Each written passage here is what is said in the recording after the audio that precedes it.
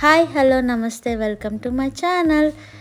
ఈ సండే మేము మా అక్క వాళ్ళతో కలిసి జాకోపానీలో క్యాస్పర్ విచ్ చూడడానికి బై కార్ వెళ్ళాం. సో మేము అక్కడికి ఎలా వెళ్ళాం, అక్కడ ఏం చేసాం అనేది ఇప్పుడు మీకు మా బావగారు చెప్తారు.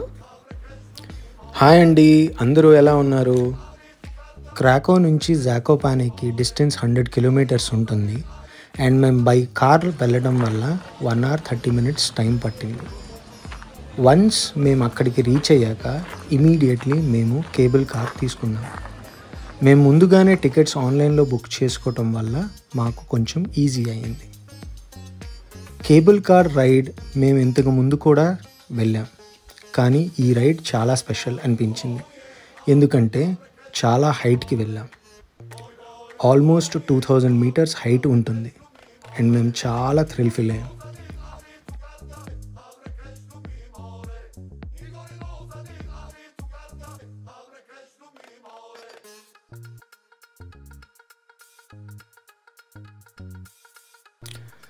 అక్కడ వ్యూ చాలా బాగుంటుంది.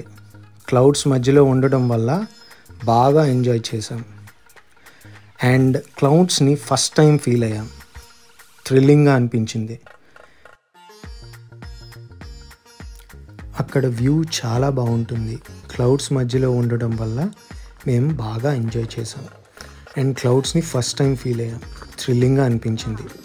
రెస్టారెంట్ కూడా అక్కడే ఉండటం వల్ల ఫుడ్కి కూడా ప్రాబ్లం ఉండదు. మీలో ట్రెక్కింగ్ ఇంట్రెస్ట్ ఉన్న వాళ్ళకి కూడా టికెట్స్ ఆన్లైన్ అండ్ ఆఫ్లైన్లో అవైలబుల్గా ఉంటాయి. అండ్ వాళ్ళకి సెపరేట్ ట్రాక్ ఉంటుంది. అండ్ అది కూడా చాలా బాగుంటుంది.